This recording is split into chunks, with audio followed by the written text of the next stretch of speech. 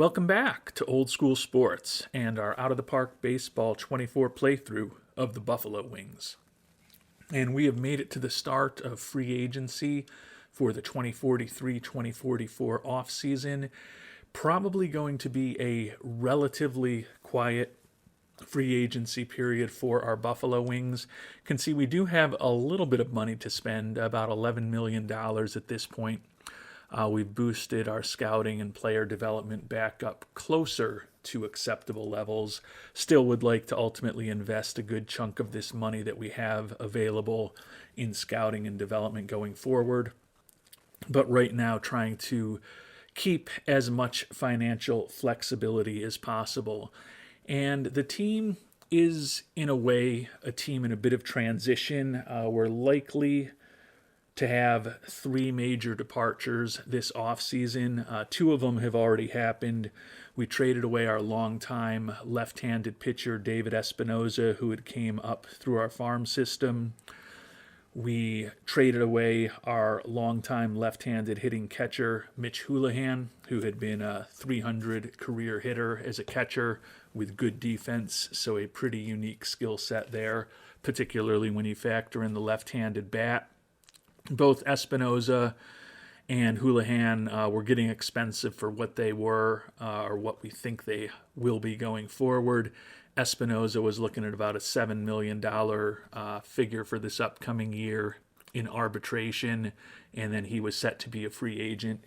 And Houlihan, we had a team option for $8 million, given that we wanted to cut expenses a bit. Thought that was a bit rich for someone who, in a perfect world, with his fragile injury proneness, we probably viewed as more of a backup catcher, given that we like Juan Ramirez as our potential starter. So those are the two big departures that will definitely happen.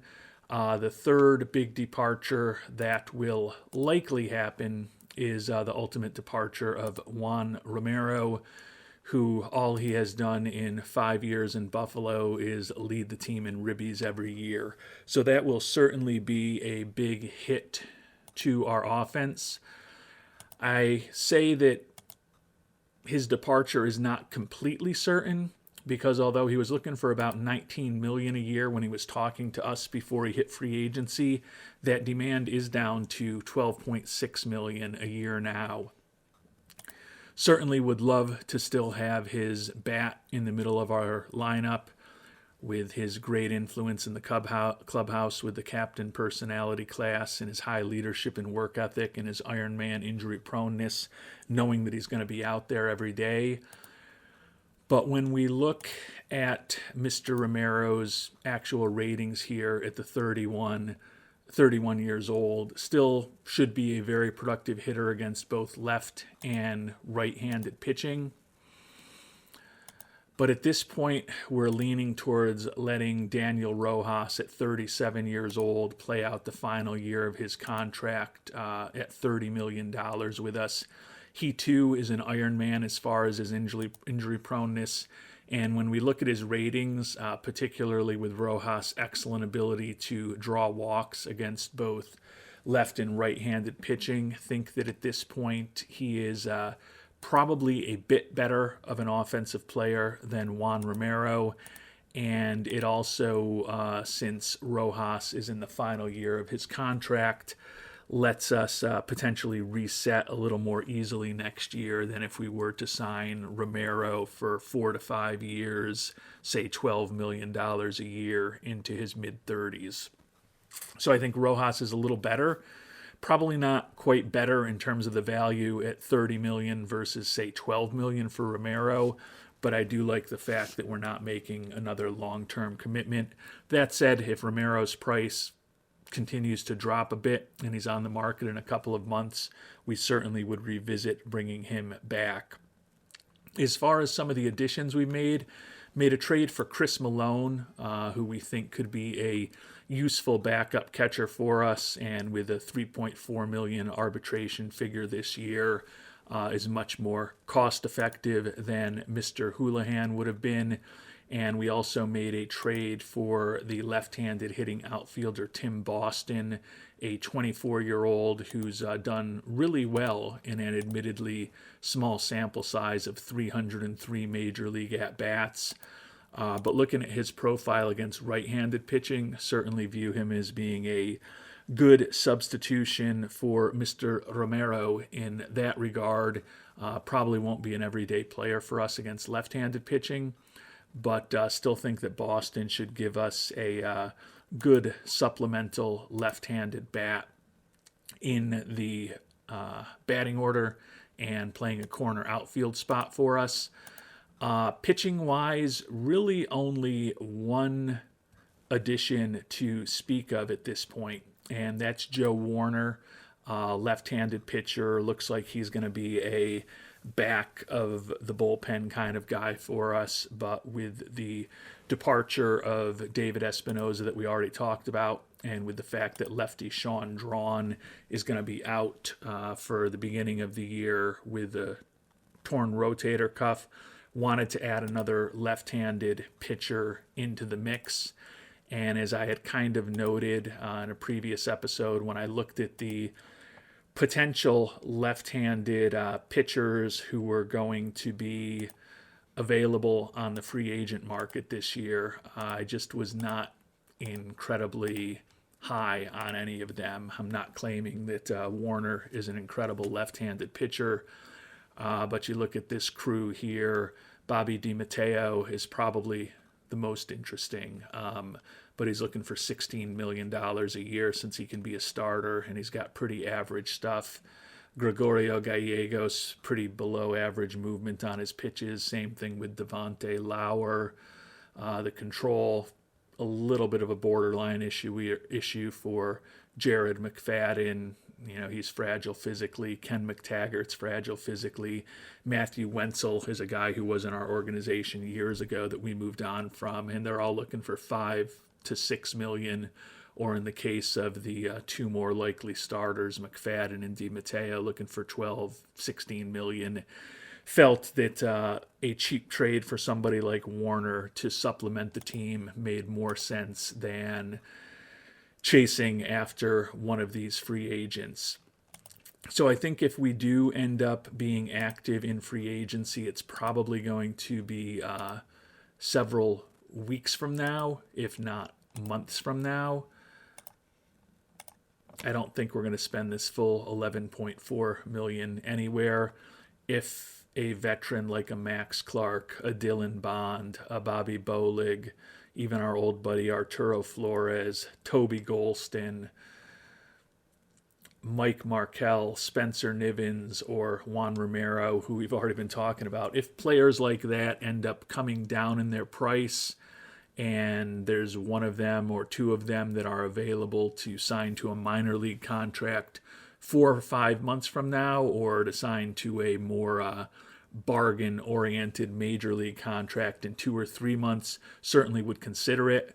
But feel like the roster with the additions of Malone and Boston as far as our everyday players, and the addition of Warner as far as our pitchers, and the fact that we ultimately did end up re-upping with our longtime closer Joe Scott and our longtime left-handed reliever Nate Ruckel, feel like there's not a lot of holes that we really want to or need to fill this off season.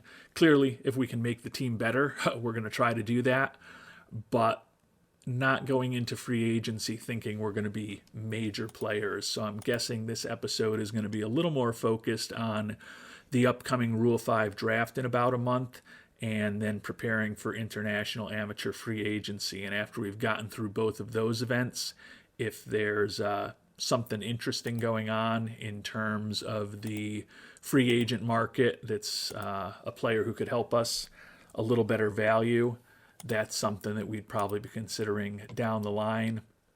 We are looking in scouting Matomi Ueno. As commenters have mentioned, this international free agent from Japan at soon to be 24 years old looks like a potentially interesting left-handed bat. given that we don't have an obvious spot for him on the roster right now, not going to push things at all until we get that new scouting report back on him in a few weeks.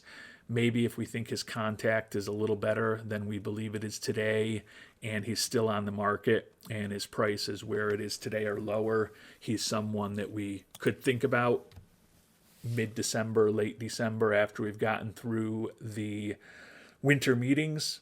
But in the interim, I don't think there's much that we're going to do, except you can see here we've offered minor league contracts to a few players to kind of fill out some of our minor league teams. The most notable name there, Guadalupe Amezcua, who was once one of the top prospects in our organization and in the top few dozen prospects in baseball. 27 years old now, and he's never played a day in the majors. Looking at his batting profile, his speed, and his defense, it's very conceivable that he never will play in the majors, but we always have a soft spot for our old players, and if he's willing to sign a minor league contract, we're willing to have him reunite with the Buffalo Wings organization here several years after we traded him away. And an interesting trade here as we reach the end of November. Our old star, Shamar Jenneret, on the move. He's been traded to the Padres from Texas. Texas retaining a chunk of his $11.3 million salary, and by chunk, apparently 95% of it. So Texas apparently really wanted to move on from Mr. Jenneret, who at 38, soon to be 39 years old on Christmas, wrecked physically, and certainly not the dominant player that he once was. In his 3 years in Buffalo, we won 2 World Series. He was the World Series MVP of both of those. And the year that we only made it to the NLCS, he was the National League regular season MVP. So a great career from Jenneret, certainly a prospective Hall of Famer, and we'll see how he does potentially finishing his career up this year with the Padres. It's conceivable that Deshaun Seifu, who was a teammate on him on both of those World Championship teams and one other additional World Championship team here in Buffalo after Jenneret left, could also be in his final go-round this year as well. And we've simmed ahead another couple weeks, signed a couple of those second basemen that we were looking at, missed out on both of the minor league starting pitchers. They're looking for more of a commitment for us than we're willing to make at this point. We did just get our scouting report back on the Japanese free agent Motomi Ueno. Profile still looks very similar to what we thought it was before. He's still on the market at $3.4 million. High scouting accuracy at this point. We're going to request another scouting report, hopefully get up to very high. Did mention in the comments to the previous episode that although I agree he's not necessarily filling a position of need for us, if we could get him for a reasonable amount when we start thinking ahead to the 2045 season, it's not inconceivable that we'll eventually be moving on from Josh Porter, who's going to be a free agent after this year, and bringing Ueno on board could potentially be a cost-effective replacement for him who gives us a little insurance this year. So I don't hate the idea of continuing with our discussions with Ueno. Just don't feel like it's hitting a huge position of need for us this year, and with the fact that there still are guys like Dylan Bond, Bobby Bolig, Flores, Golston, Mike Markell, Spencer Nivens, Juan Romero, all still on the free agent market. Don't feel like we need to really push anything. It looks like Romero's price has actually gone up a little bit from the last time we saw him. So apparently there might be a little bit of a bidding war there on him. But at this point, kind of willing to watch things play out in the coming weeks. And you may remember that before the beginning of free agency, we were pretty active trying to trade some guys off of the 40-man roster and also waive and DFA some guys that were not in our long-term plans. We had gotten the 40-man roster down to just 32, but with the Rule 5 draft coming up in a couple of days, we've added 6 more players onto the 40-man roster to ensure that we won't lose them. Quick review of those guys. Juan Palomo, international free agent signing from almost 6 years ago at this point, only has made it to high A ball. Question whether his bat is really going to ultimately be major league quality.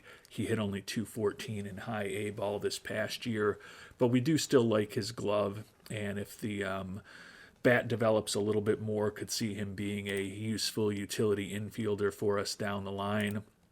Juan Larios, another international free agent signing from that same year. He split last year between Class A Marathon and High A Jamestown, combined for 32 homers between those two levels. Don't think he's a big-time major leaguer. Looks like his home run power is at best average, and still could be someone who struggles to draw walks and may strike out too much, but has a little speed. He's durable, only 22 years old, left-handed hitter. Didn't want to risk losing him. Gregorio Garola, you may remember, a two-way guy we thought about in the first round of the 2039 draft. He ended up being available still in the second round. Batting is still very borderline with him. And honestly, at this point, his future as a pitcher is pretty borderline a role as well, given his poor control. Also fragile physically. This is a little bit of a hope trade at this point. Don't know that Garola's ever going to turn into much, but wanted to at least ensure we maintain the rights to him for a bit longer. Jeff Frakowiak is the guy who we went with first overall the year that we were debating between Frack and Garola.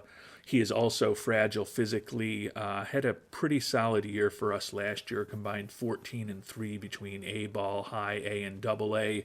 Doesn't look like a front end of the rotation starter, but still think he could be a useful major league pitcher, possibly a 4th or 5th starter when all is said and done.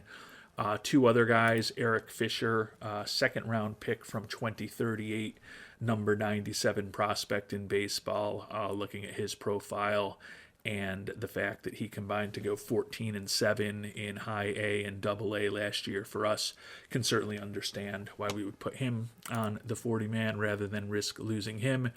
And last but not least, Eric Kettering, the first round pick of ours in 2038. A lot of speed, already has a captain personality class at the age of 24. Very positive in the clubhouse. The bat is going to be borderline for a useful major league outfielder. Did hit .273 with 25 homers in a full year in Double A last year. Probably set to be in Triple A this upcoming season. So Kettering is the 6th guy that we've added to our 40-man roster, and it's possible we'll lose some decent talent in the Rule 5. We've got a pretty robust farm system at this point, but these were the 6 guys that we really did not want to risk losing. And we've now made it to the Rule 5, and as expected, we've lost a couple of players before we even have an opportunity to pick. Joe Gallagher, a familiar name, Mr. Navin Johnson, has been in our organization as a minor leaguer the last couple years, and the Pittsburgh Pirates organization going to take a flyer on his power and ability to draw walks, and they'll be hoping that those positive traits aren't offset by his miserable personality, his poor defense, his lack of speed, and his inability to make consistent contact with the ball when he is at the plate. A guy that we thought a little more seriously about keeping, but it was really just because of what we had invested him in the past, is the third baseman, Greg O'Shaughnessy. Don't see the 25-year-old having a big future with his batting profile at this point. Hit .285 with 22 homers in Double A Utica for us last year. but didn't want to use a 40-man spot on him. As I mentioned, we do have a decent amount invested into O'Shaughnessy, as he was a second-round pick of ours back in 2037, 34th pick overall in the draft, or 76th pick overall in the draft, 34th pick of the second round. So always a little bit of a bummer when someone who used a relatively high pick on doesn't develop, but that's the circumstances more often than not in the game, which is realistic. Most of these draft picks are shots in the dark rather than sure things. And I've spent some time offline looking at the Rule 5 eligible players. It's actually a pretty uninteresting crop to me. Scouting director recommends that we don't do anything. I kind of agree with him. Not a lot of guys that I think have any chance at all at making our roster, and not really a lot of good younger guys with big potential. The one that I am considering bringing on board is Dan Way, a 23-year-old closer, right-handed pitcher in the White Sox organization. A lot of positive personality traits. His stuff and his movement are certainly major league quality, as are his fastball, slider, and sinker. The concern with him is just his control. Last year, between A and high A ball, he walked 52 batters in a little over 100 innings. I think it's very unlikely that he will make our major league roster, but willing to bring him into the organization and at least give him a chance in spring training. So we are going to go ahead and draft Mr. Way. That will put us at 39 out of 40 players on our 40-man roster, so I think that's going to be it for us. The only question is whether we will lose anybody else in the next couple rounds of this draft. And we have lost a couple more players. Brad Wilson, 30-year-old guy who we picked up as a minor league free agent a couple seasons ago. Certainly wouldn't have minded having him to be continued depth in our system. He probably would have moved up to AAA from AA this year, but was not going to guarantee him a major league contract. And then Jake Spring is a guy I was hoping we wouldn't lose. You may remember we signed him as a free agent right when the season was getting underway this past year. He spent the whole year in AAA for us. It was kind of a left-handed hitting insurance policy for us. With the fact that we made the trade for Boston and brought back Coma Duran and have Canales back, we do have 3 left-handed hitters now among our 5 outfielders. So probably not the end of the world that we've lost him. It's also pretty likely with 4 guys who were picked from us that not all 4 of these players are going to end up making their team's 26-man rosters and end up spending the entire season with them. So it's conceivable we'll be getting some of them back before next season is over. So a fair amount of activity in the Rule 5 this year. As you can see, Philadelphia picked up players in 5 different rounds. We ended up losing the 4 guys I had mentioned. Gallagher, who was the first pick overall, to the Pirates. O'Shaughnessy, Wilson, who also went to the Pirates, and then Jake Spring, who ended up one of the 5 players picked by the Phillies. And as I mentioned, we've got the young 23-year-old reliever Dan Way, who will be in the mix to maybe be the final arm out of our bullpen this coming year if we think that there's enough chance that he'll get the control figured out and maybe become a useful reliever down the line. And I think we've received an offer here on Christmas Day 2043 that we just can't refuse. Maybe it's an early Christmas present from the Rockies, but the Rockies and several other teams have been hitting us up with offers for the excellent reliever David Rivera. You may remember we signed him as a free agent a couple of years ago. He's an Iron Man physically. He's got a nice arsenal of 4 pitches, and he's been a very effective reliever for us the last 2 years with a 2.02 and 2.73 ERA. We've got him one more year at $1.4 million. So with his excellent pitching skills and his Iron Man injury proneness, we're envisioning him again as a very important part of our bullpen. But he is going to be turning 34 years old next year, and he's looking for much more in his next contract. You can see here 11 years, $11 million a year for 4 years, which we're certainly not going to give for a reliever. It would undoubtedly weaken our bullpen for next year to let Mr. Rivera go, but particularly with the Rule 5 guy that we just picked up, maybe that lets us swap him out for a 23-year-old with some potential to be a pretty good reliever for a decade for us. And as I mentioned, we've gotten offers from Colorado and other teams for him in the past. No one's really blown us out of the water, but this offer from the Rockies is pretty interesting. 23-year-old Jorge Rubalcava. He is just a reliever. Don't think he's ever really going to be anything but a borderline roster guy. But he is durable, throws in the high 90s, turning 24 shortly. Rodolfo Guerrero, a right fielder. Again, he is just a guy.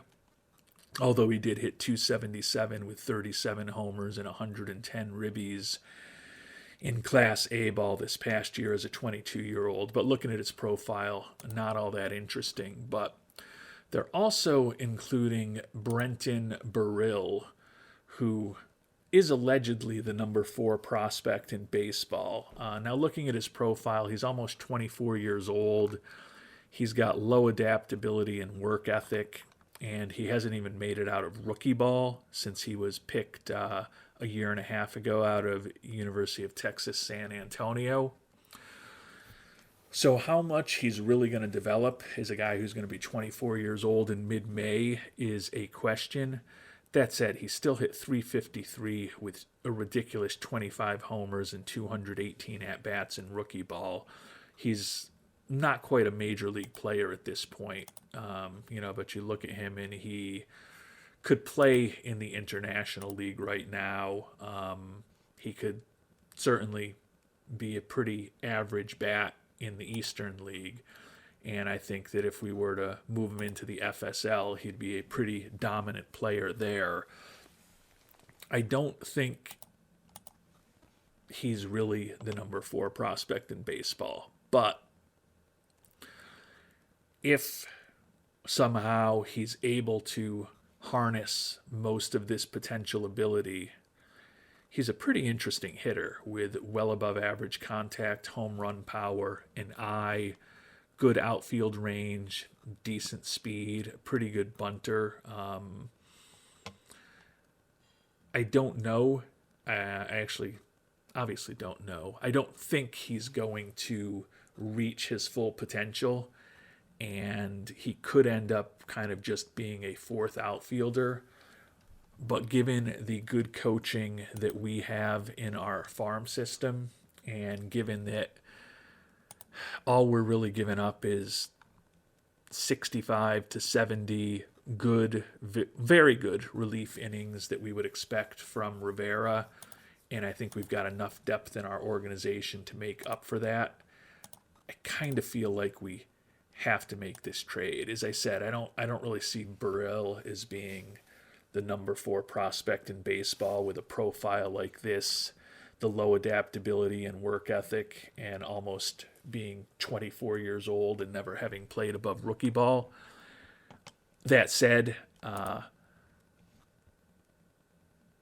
for the likely 4th arm out of our bullpen behind Scott, Auclair, and Ruckel, am I willing to give up a very good setup man for a guy who's potentially a very good outfielder and is 10 years younger? Yeah, I am willing to do that. So we are going to go ahead and complete this trade, and it probably does increase the chance that The youngster that we just picked up in the Rule 5 draft may actually make our 26-man roster coming out of spring training, because we've definitely opened up a spot in the bullpen with the departure of Mr. Rivera.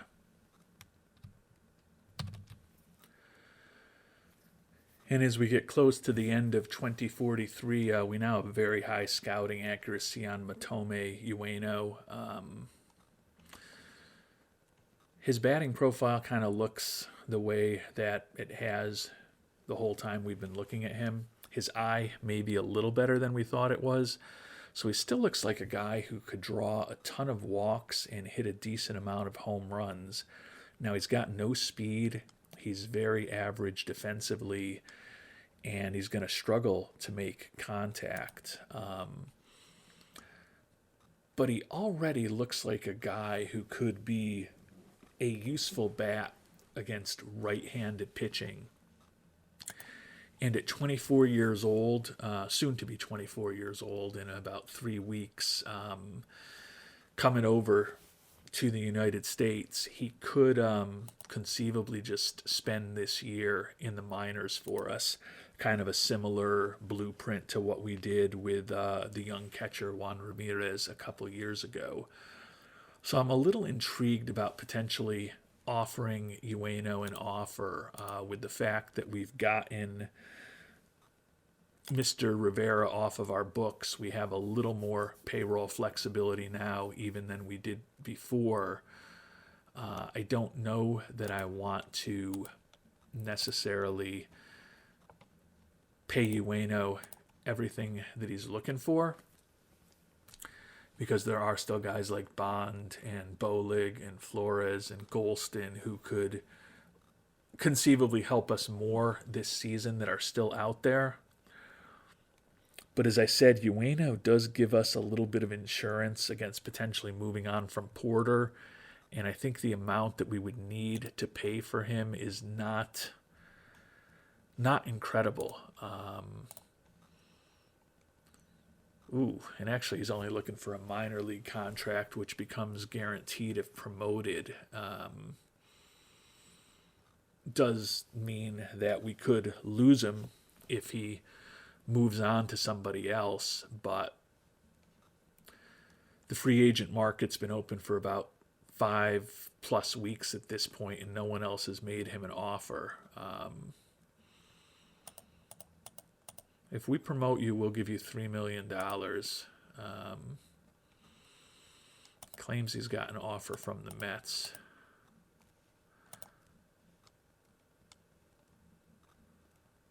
All right, we'll give him the $3.4 million if we promote him. It's really kind of a free option for us if we sign him for 30 days to see what he can do in AAA before he can potentially opt out. Our hope would be that he wouldn't opt out. In a perfect world, I'd also like to have him for less than $3.4 million, but if things really work out with him, he's definitely worth more than that. So we will meet his demand. Oh, and now he's playing games with us. I don't like that. We offered him the $3.4 million that he says he wanted. And now he says we'll have to do a little bit better. Oh, you've made a powerful enemy, Motome Ueno. We're going to move on from him. I was intrigued by him, but I think he's playing games with us, and he may come back hat in hand looking for something more reasonable down the line. If you end up with the Mets, good luck to you, Motome. And the veteran Dylan Bond, who we picked up before the trade deadline last year and was a pretty productive player for us, has signed with the Blue Jays. 35-year-old, signed for $81.6 million total over 4 years. We were never in play for him. We never made an offer to him. We never had any intent of bringing him back. But apparently our fans here in Buffalo are not that bright. And they're shocked that we did not keep the guy who was clearly a rental on the team, and our overall fan interest almost crashed. That said, it's still over 100 at this point. We're sitting here now 3 days before the international free agent signing period, and a lot of the guys that we're kind of monitoring are still available. You can see Ueno is still available, Bolig's still available, Flores, Golston, and then even when we move to the next screen, Spencer Nivens, our old buddy Juan Romero, still out there. And I've checked in on them. They're still looking for more money than we would want to pay any of them at this point. But it's not inconceivable that a month or two from now, if any of these guys are still around, we may look to reunite with some of them, or perhaps have some of them join our organization for the first time ever, but not quite at the point where we feel we need to overpay. And as I say that, one is off the list. Ueno did sign with the Red Sox, minor league contract, $3.8 million. So certainly more than we were willing to offer him, more than he said that he wanted. So good for Mr. Ueno to see what he can do in a Red Sox uniform, and question whether they will end up promoting him, or he'll perhaps opt out after 30 days and maybe end up back on the open market May of this year. And we've made it to the beginning of international amateur free agency. So as we often do, we'll take a look at some of the top prospects that we've been investigating most thoroughly over the last several months. 4 pitchers that were at our last camp. Luis Ceja, looking for $1.2 million. Left-hander who looks like he could be a useful major league starting pitcher if he develops to his full extent possible, according to our scout, which is by no means guaranteed. $1.2 million, not an unreasonable demand. David Castro is more of a reliever. We don't think there's a lot of upside with that changeup, but could have potentially an excellent slider and fastball. He's durable, a little older at 18 years old, but certainly looks like he could be a nice right-handed arm out of the pen, looking for $850,000. Unfortunately, we only have a weak relationship with him. Luis Salazar is a right-handed starting pitching prospect.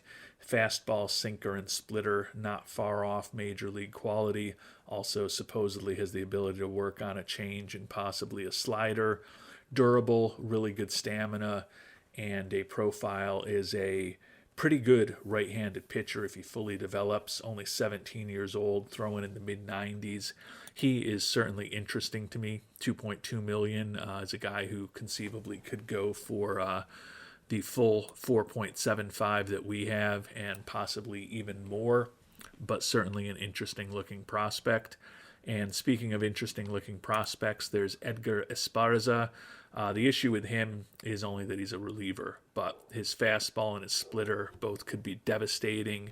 Excellent stamina, left-hander with stuff that's almost off the charts, and really good movement and control as well. 16 years old, throwing in the low to mid-90s already, looking for $1.7 million. So all 4 of these guys are interesting in their own various ways. I tend to think prices may be higher than what we're willing to pay, but certainly intrigued by all of them. It seems like it's a pretty solid year for international amateur free agents, because there's also some batters that are very interesting this season. And there are 6 position players that we had in our most recent camp. Go from the least interesting to the most interesting prospects, at least in terms of how our scout thinks about their ceilings. Mantrel Covete out of Venezuela looks like a potentially useful bat in center field. Decent range, decent speed, really good bunter. Not the highest ceiling prospect we've ever seen, but he's also someone that we have a very strong relationship with him. League interest in him is very low, and he's not looking for a ton of money. So as a supplemental guy, could be pretty interesting. Catcher David Lagunas, an 18-year-old out of Mexico, doesn't hit our normal profile for a catcher. He's below average defensively, but excellent personality and a real interesting bat. Just felt that it made sense to scout him and get to know as much as possible about him. Although, again, he's not our perfect ideal profile for a catcher. He is 6'6", so he could conceivably be a first baseman or a DH. His bat for those kind of positions may be a little borderline, but the high work ethic is a positive. So he's someone that we're certainly thinking about looking for more money at $2.4 million. Similarly, $2 million is the initial request for center fielder Jesus Valley. Another guy with high work ethic, pretty good speed, solid outfield range, and a bat that looks like it could be pretty interesting. And then there are 3 4.5 to 5-star prospects as far as their upper potential, according to our scout. One looking for $2.2 million is the second baseman Juan Montero. He is not a great defensive infielder, but he's fast, he's durable, he's got high work ethic, and the bat is very interesting with potentially plus contact and home run power, excellent gap power in avoiding strikeouts, and potentially an exceptional ability to draw walks. I think that he is certainly an interesting guy to think about. At 6'4", he could definitely be a very good defensive first baseman. I don't know where else you would really play him in the infield. It says he's a second baseman, but with those ratings, unless there was some pretty significant improvement, I wouldn't tend to like playing him there. But he's a guy who's really all about the bat, and you're going to see that's a common theme when we look at these last 2 prospects, and clearly you can see their potential already. But the right fielder, David Tavera, 16-year-old out of Panama, another guy with high work ethic, pretty mediocre defensively, not a ton of speed, but potentially 65 contact, 70 home run power, and a 55 eye for a 16-year-old left-handed hitter is pretty interesting. Also not looking for a crazy amount of money. And then Jorge Quezada, another right fielder, and he's probably the most interesting prospect overall to me. Don't love that a lot of the other guys we've looked at have high work ethic, and he does not, but very good outfield range, a cannon for an arm, and potentially 70 contact and 75 home run power, with potentially above average gap power eye, and avoid strikeouts if everything works out. He's a pretty impactful player. Now, looking for $3.2 million, my hunch is he's probably going to ultimately go for $5.7 million. So although I think he's the most interesting prospect, I'm a little more inclined to maybe go for a Tavera, a Montero, supplement in a Montrell Covete, and then think also about maybe supplementing in one of the pitchers if we can get a decent deal on one of them. It's not inconceivable to me that some of the pitchers will end up going for $4 to $5 million plus also when all is said and done. So it's an interesting class in my view. Some batters that I like more than some of the batters that we've typically seen in recent years, and there's also some interesting pitchers as well. So if you have thoughts on which direction you would go in international amateur free agency, it's always helpful for me to hear those. And if you've got thoughts on what we should do with the $12+ million that we're sitting on here on January 15th as we continue moving through the off season, that would be helpful as well. I do, as I noted earlier, think that there's still several interesting players available on the free agent market, and it's not inconceivable that we'll be making an offer to some of them at some point down the line. But right now, in our next episode, the initial focus is going to be international amateur free agency. And if you've got thoughts on which direction you'd go, would love to hear them. Until our next episode, thanks so much for watching, and hope you have a great day.